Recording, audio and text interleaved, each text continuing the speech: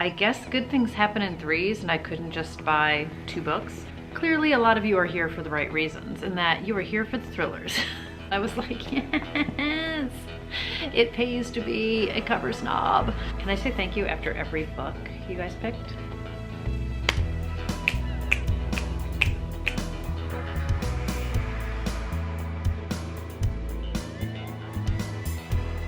Hi everybody, it's Audrey and welcome back to Chapter and Converse. Today's video is going to be a follow-up of a video I did back in February where I went through 3 shopping carts full of books that cost nearly $700 and I had you guys vote on which ones I should buy. So I did some shopping.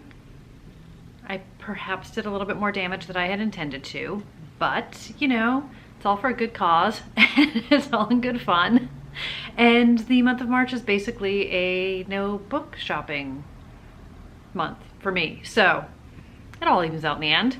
But if you guys haven't seen that video and are curious about it, I will link it for you. And I talk about all these books that I wanted and I couldn't make a decision to save my life. So obviously there were some books that I was kind of leaning towards and I was maybe secretly hoping you guys would vote for. And I see you guys and you see me. And what I learned from the tally of votes is that very many of us are here for the thrillers. We're here for the dark and messed up stuff. We're here for the twisted stories. We're here for the thrill. So I'm gonna go through the books that I got and a couple caveats.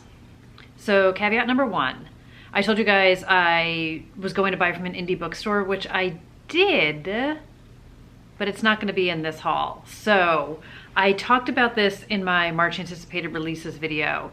Alex Finley's book, Every Last Fear, came out on March 2nd, and I ordered it from Murder by the Book in Houston, Texas. And it obviously didn't ship until it was released. So the book is in the mail, and it perhaps brought a few friends with it. So we'll talk about that in a separate video. So these books are from Book Depository, and then Amazon kind of had one of those 3 for the price of 2 things. So that's kind of where I got myself into trouble. And then there's just one other book that I got that you guys already know about, but I haven't shown you yet. So that's what we're doing today. So the first 3 books I have are from Amazon, and the first one I have is Maybe You Should Talk to Someone by Lori Gottlieb. And this is a nonfiction book, and Lori Gottlieb is a therapist. And this is a book, it says, A Therapist, Her Therapist, and Our Lives Revealed.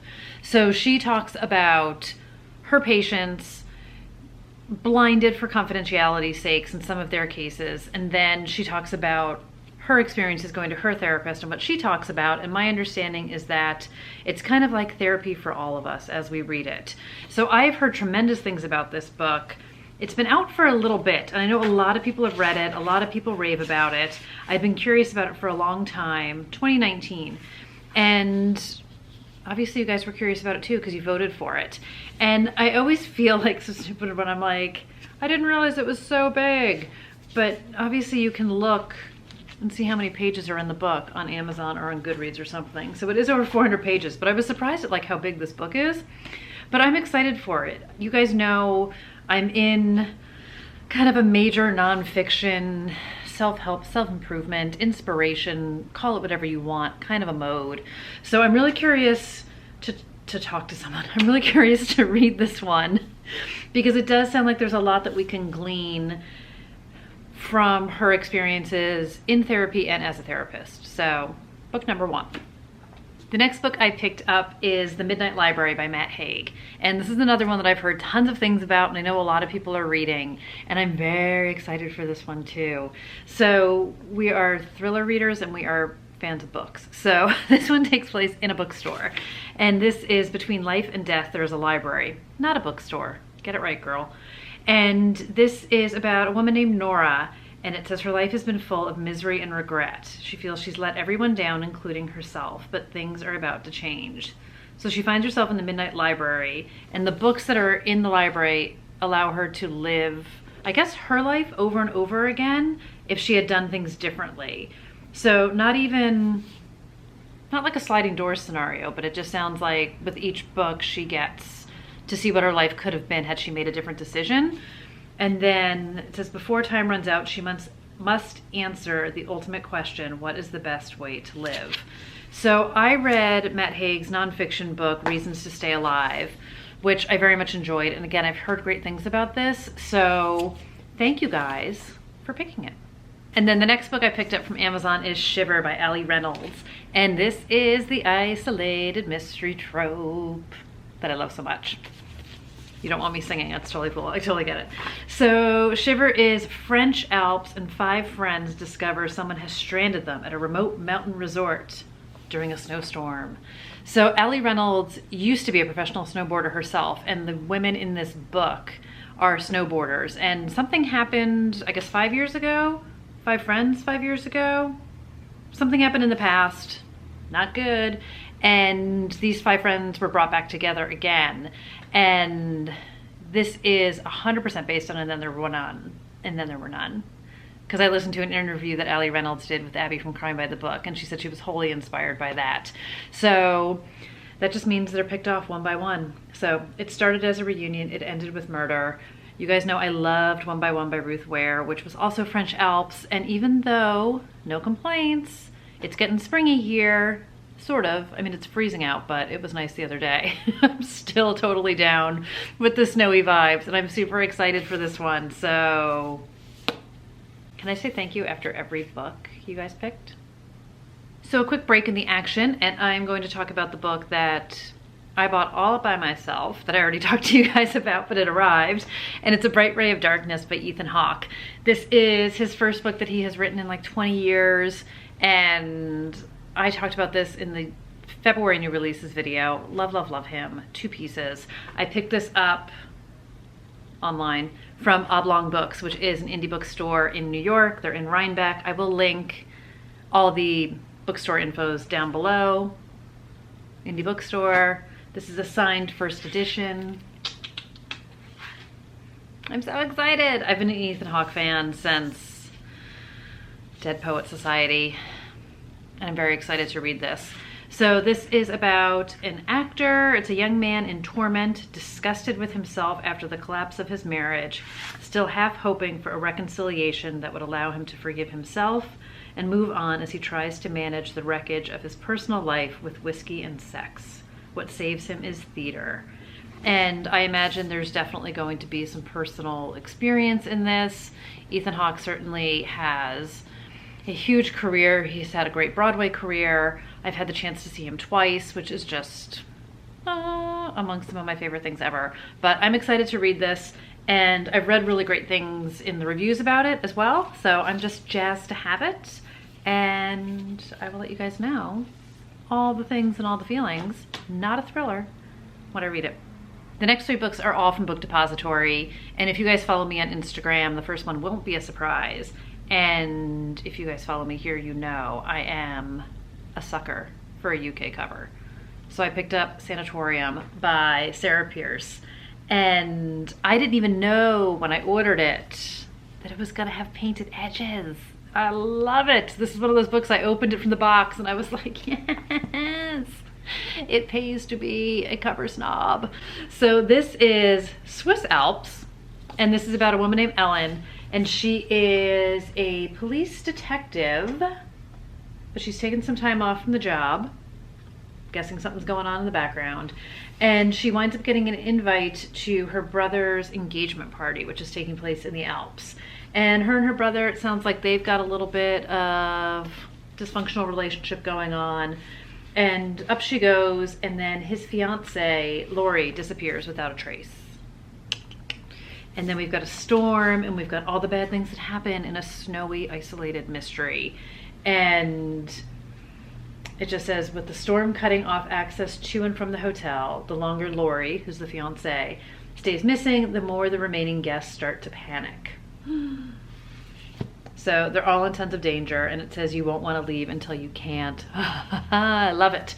So from what I understand, this is definitely a bit darker than Shiver is. So we'll see. But you might be asking yourself, how many isolated mysteries set in the Alps can one girl read in a winter? And I'm gonna say 3. The next book I picked up was also one that I was secretly hoping you guys would vote for, and it's The Nothing Man by Catherine Ryan Howard. And I have heard nothing but amazing things about her as a writer, so this is my first book of hers. And this is the book within the book. And I'm so excited for it. So in this one, it says 2 stories, 1 killer, no mercy. And our main character in this one is Eve, and her whole family was killed decades ago, and they never caught who did it. And she winds up writing a book when she's an adult talking about it. And then the guy who killed her family is reading the book she wrote. So he knows who she is and he's reading about himself, and it sounds so messed up. Just the more Jim reads, the more he realizes how dangerously close Eve is to getting to the truth.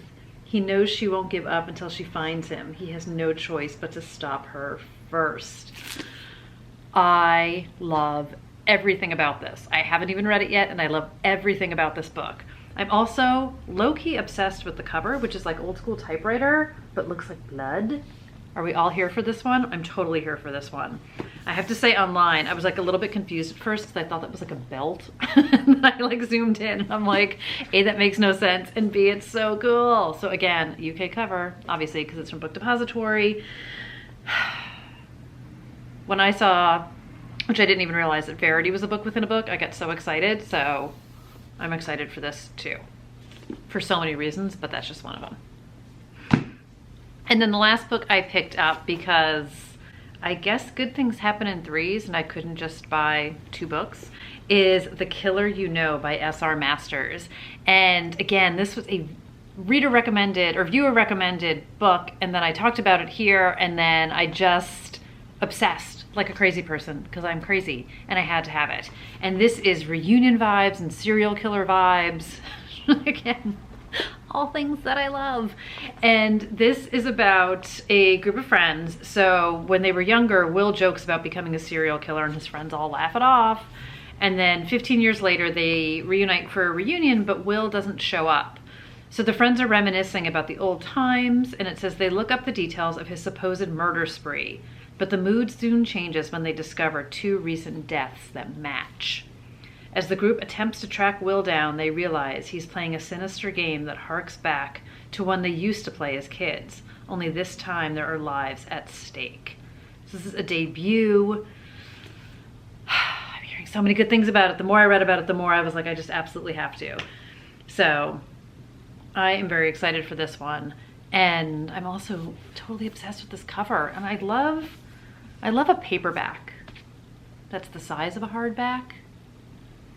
Do you ever look at some books and think, why isn't every book like this? I'm also like super excited that even unintentionally, it's like they kind of look like it's like a good color scheme thing going. When we get to whatever color on the shelf this is gonna be, when we keep on doing the thing, it's just gonna look so beautiful on my shelf. I'm so excited for this. So thank you for telling me to buy it. So that's it, kind of short, kind of sweet. 7 more books. Oh, I know. But I loved doing it. It was so much fun to be able to kind of talk through the books and hear your feedback on them, and also kind of helps put into perspective. I can very easily be the person who just like fills the cart, buys the books, fills the cart, buys the books, and doesn't think too much about it. So it was great to kind of go through this process of putting the books in there and then seeing which ones I was super excited about, and then seeing which ones you guys were super excited about, and then ones that when I went back to the cart again, when I was making the final purchase and thinking like, oh, I don't even remember, oh, that's right, nope, I can put this one for later. So maybe I learned something. Maybe I didn't. We'll see. And then you're just gonna have to wait and see what I got from Murder by the Book. So that'll be coming soon too. But let me know, you guys, if you have read any of these, if there were any of the books on the list that you voted for that I didn't pick up, that I should, or that I should add to my April. Because again, I'm really trying to have a massive amount of self-control for the month of March. I might give myself the grace period of like 1 or 2. But there's a lot of new releases in March that I'm also kind of excited about, so we'll see.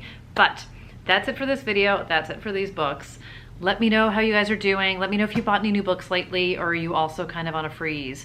and we'll connect down below about all the things. So I hope you guys are doing well, and I will see you in another video really soon. Bye everybody.